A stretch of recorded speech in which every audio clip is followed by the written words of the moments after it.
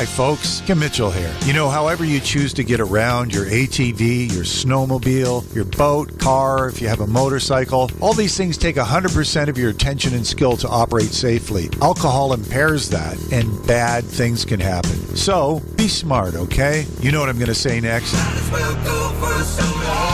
This message brought to you from the Safe and Sober Awareness Committee.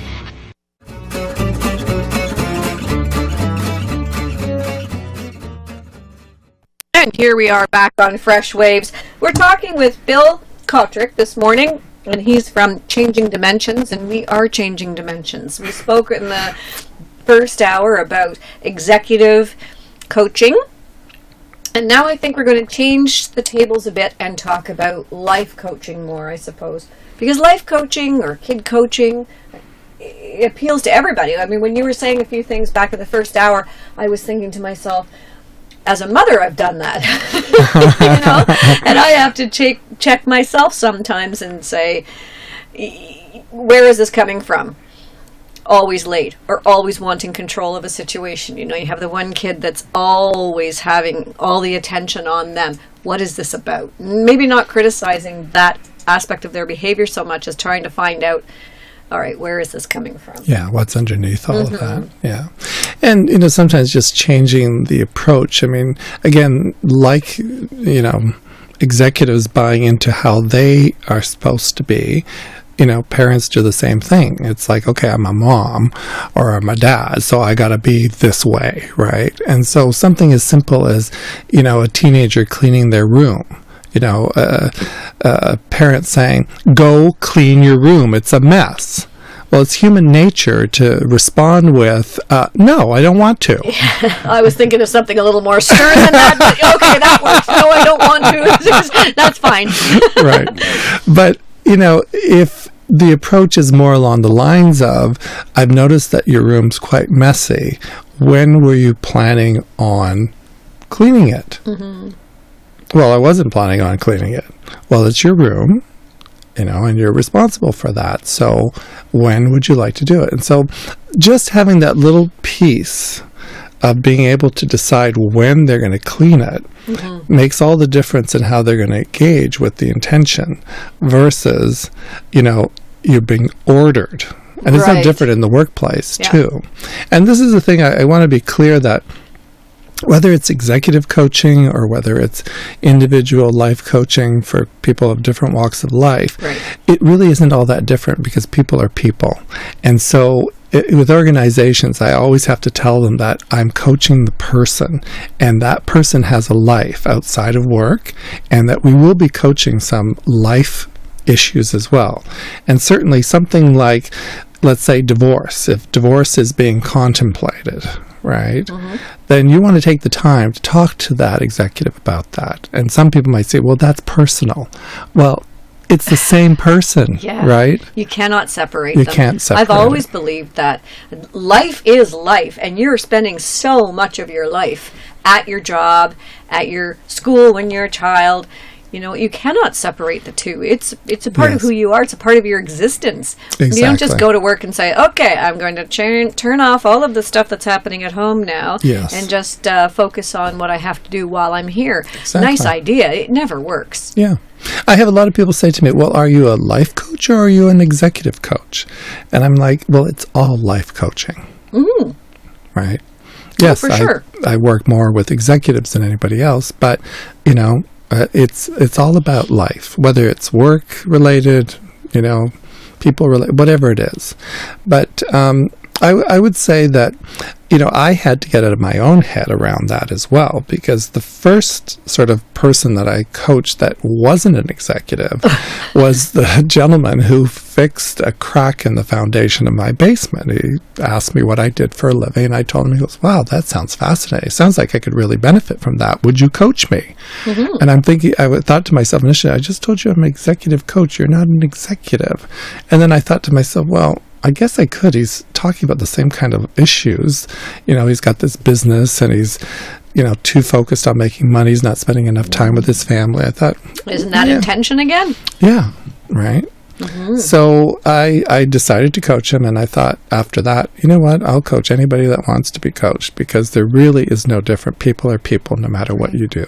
Right? And I've seen people, honestly, in small business where, again, you wouldn't necessarily put the title of executive on them. And I think there's a lot of people, well, there is in my world, because I stayed home for 20 years and raised 4 kids. Getting back into the workplace, I meet a lot of women, especially, who are starting their own businesses, have really interesting skill sets, a lot to offer people. And I see some of them about to lose their home, their house, divorced, really struggling to make ends meet, wanting to stay true to who they think they are. And the intention is, I have to make money, I have to make money, I have to make money. And I'm thinking that the reason that they're stuck in the dirt and they can't seem to move forward, that the wheels are spinning and not going anywhere, is because the intention isn't maybe where it should be. Well, it might not be in line with where they are in life today. And this is where, a lot of times when people have had a certain life, they're chasing after what they had versus what they can have. And is that a reality check? Well, it's more a matter of how the world externally views things, right? Okay. So, when somebody gets divorced, it's like they now have half of everything, right? If that. And so that never feels great for anybody. It's like we've built up certain amount of resources and now it's half. Now, there are some people that look at it as, hey, this is great. I mean, I had a woman who was getting divorced. She was in a 14,000 square foot home in King City. And that's the science center. That's not a house. Yeah, exactly. And the reason she was getting divorced was because her husband wouldn't sell the house, and she wanted the house sold because her little daughter was afraid to go upstairs by herself. Because the house was so big. Yeah, I'd be afraid to go upstairs.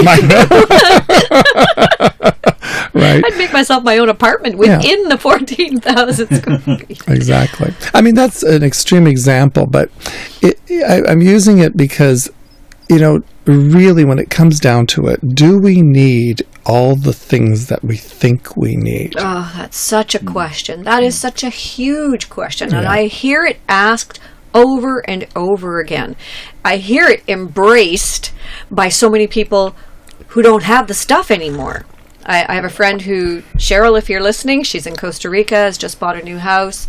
And when she goes home, or now she doesn't call this home, but when she comes back here and sees all the stuff that she has, and she's been living for a couple of years now without the stuff, in a different place, and to her, that's now home. Mm-hmm. And here, she finds it very discombobulating. I mean, it's don't you love that word? She's an author, so discombobulating will probably really be one of her words for the next 2 days. But anyway, Cheryl, if you're listening, this is it's amazing to see.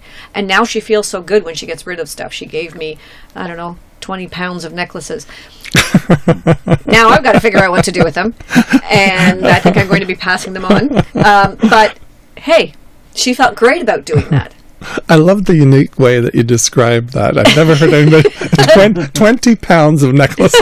Yeah, well, I can't even tell you how many there were, but there were lots. But it's actually a weight, because I do think that the stuff that we accumulate does become a weight. It becomes a burden that we carry, but we also feel this really pressing desire to have to maintain the stuff. Exactly. And letting go of that stuff is such a It's monumental, isn't it? Yeah, it is. You'd mentioned that, I live in Richmond Hill. We don't live in Richmond Hill anymore, actually. Oh. We sold our big house. You got rid of your stuff. Got rid of our stuff. Yeah. And how'd that feel? Well, I'll be the coach now. How'd that make you feel? Well, for me, it felt great. For my wife, it didn't feel so great at the beginning. But now she's just over the top happy with the fact that we don't have that maintenance that you were talking about, right?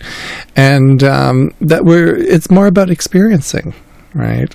As opposed to maintaining stuff.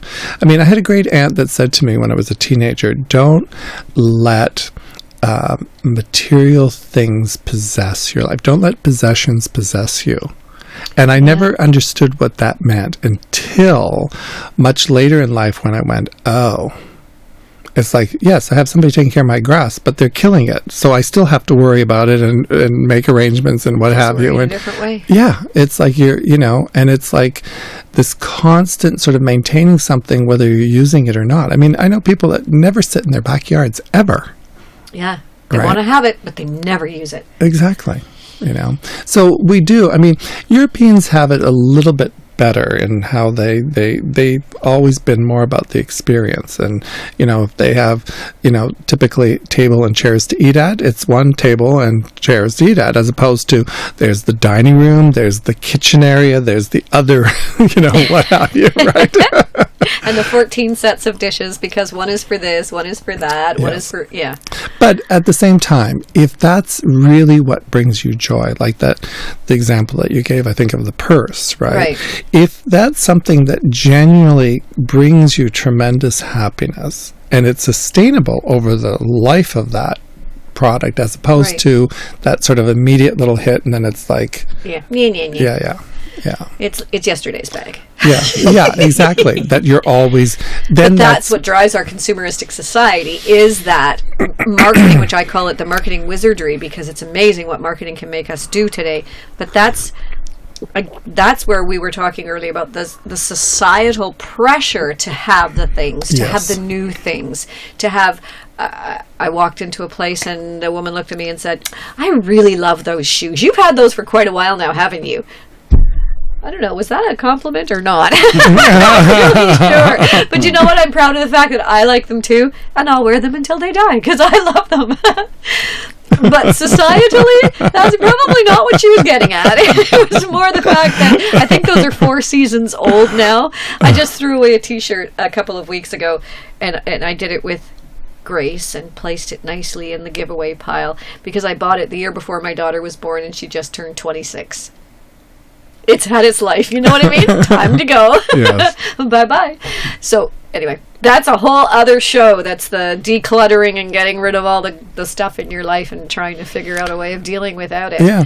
But in terms of life coaching, you must have people in your practice now who are the entrepreneur, the single business owner, who are not the executive. They're the guy fixing the crack in your basement. They're the woman who is offering yoga lessons or a contractor or a real estate agent or whatever. Yes. And they're trying to balance, because in those professions, you don't have a corporate structure that says you are working from 7 till 3 or 8 till 4, and you have an hour for lunch, you have a 15-minute break at 10, you have another 15-minute break at 3.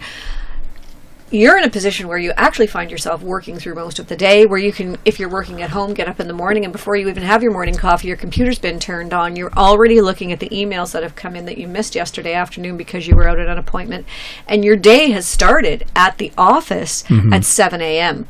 And it's not going to end at dinner time, because after dinner you can do a couple of things before you go to bed that might make tomorrow easier, yet tomorrow still starts at 7 a.m. So people are actually working more than they've ever worked at a large corporation. Well, I think in everything, I think as North Americans we've become workaholics. Yeah. That we're living to work, right?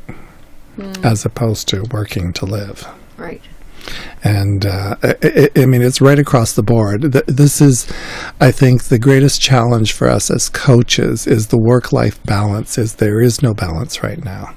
And the demands that organizations are making, also the demands that families are making on one another as well. Yes, I mean, the demands. amount of, sports events that sports that kids are into now, like the weekends are just jam-packed with everything. It's like we're creating these superhumans now that have to be in doing everything, right?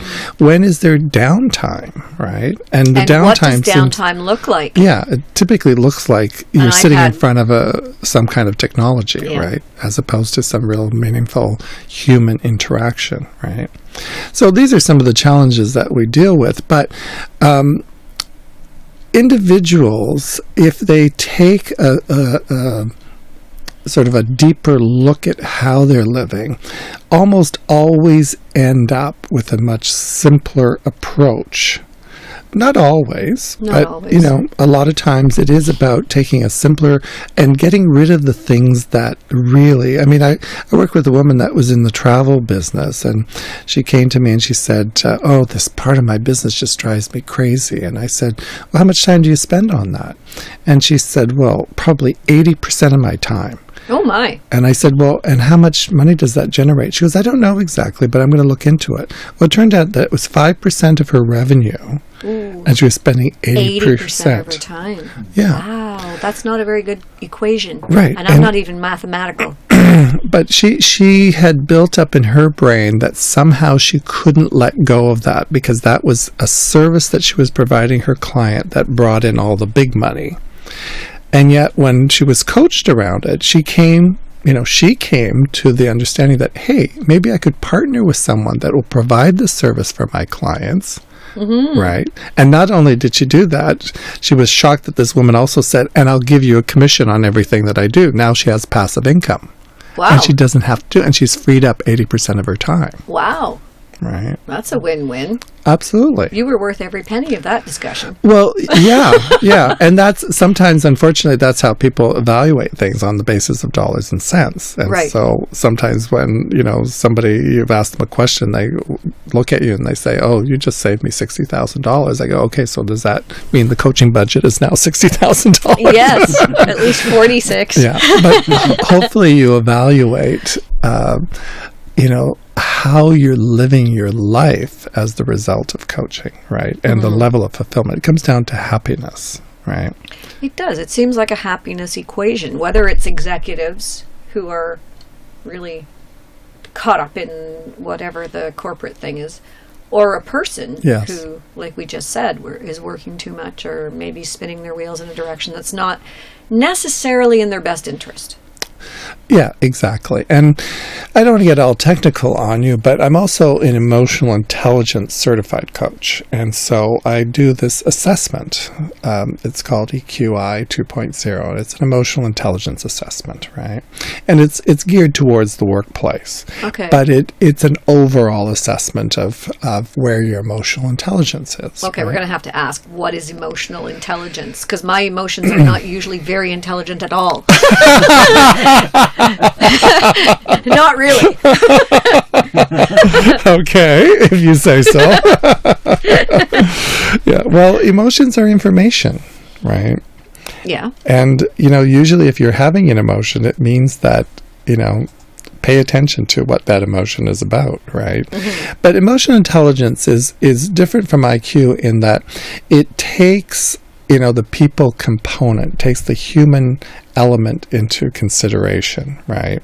And it basically is about how we utilize 15 different emotional intelligence skills. So those skills are things like, self-actualization, emotional self-awareness, emotional expression, assertiveness, independence, interpersonal relationships, empathy, social responsibility, problem solving, reality testing, impulse control, flexibility, stress tolerance, optimism, and ultimately self-regard. And the great thing about this is it actually measures your level of happiness.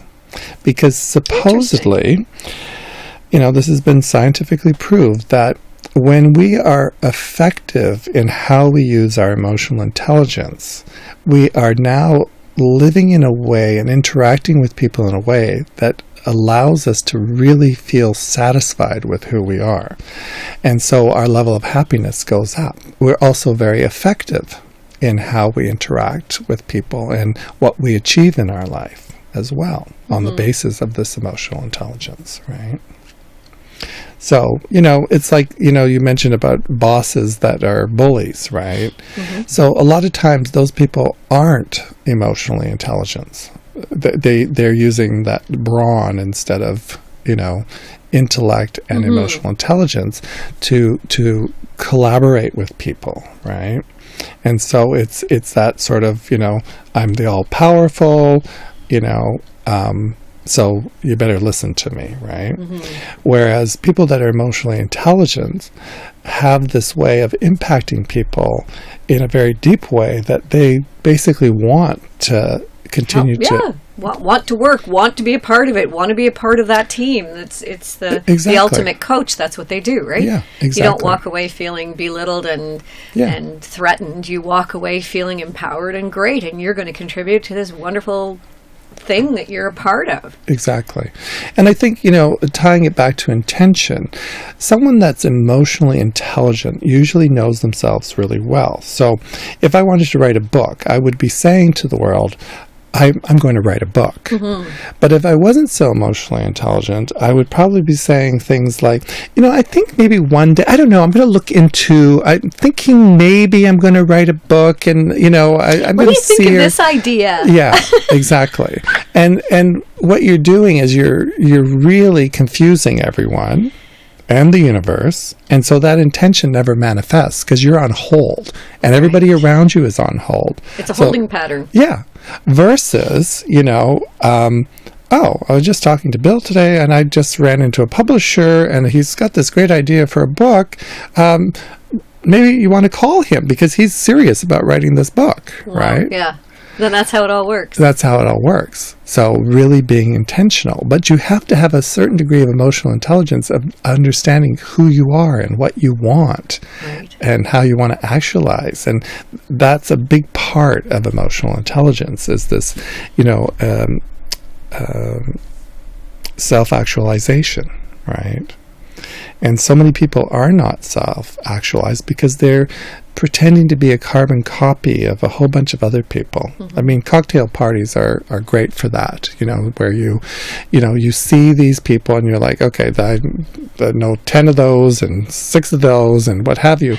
But it's they even tend to dress the same, don't they? I can just walk into the room and say, okay, those are the ex-cheerleaders over there. these are the, oh, right, those are the science guys. Put them over there. It's funny. Yeah. And as much as they feel like they're being individual, they're all the same. And they want to be individuals, but they don't want to be too individual. Yeah. So, you mentioned about courage before. It takes a lot of courage to be emotionally intelligent. Yeah, I think I'm still not understanding really what emotional intelligence is, but I'm sure we'll clear that up right after our next break. Because I also had a person who contacted us on Facebook. Jay, how do people get a hold of us if they have questions for Bill this morning? Yes, so speaking of Facebook, you can join our Facebook group, Fresh Waves on Whistle FM. Give us a like and send us your question there. We're also on Twitter at Fresh Waves Radio, and you can also call us at the station, 905-640-1027. Okay, great. Well, we got to take a little break, and when we come back, we'll continue our conversation with Bill Cotric, and I'm your host, Bren Masson. Stay tuned. We've got more coming at you.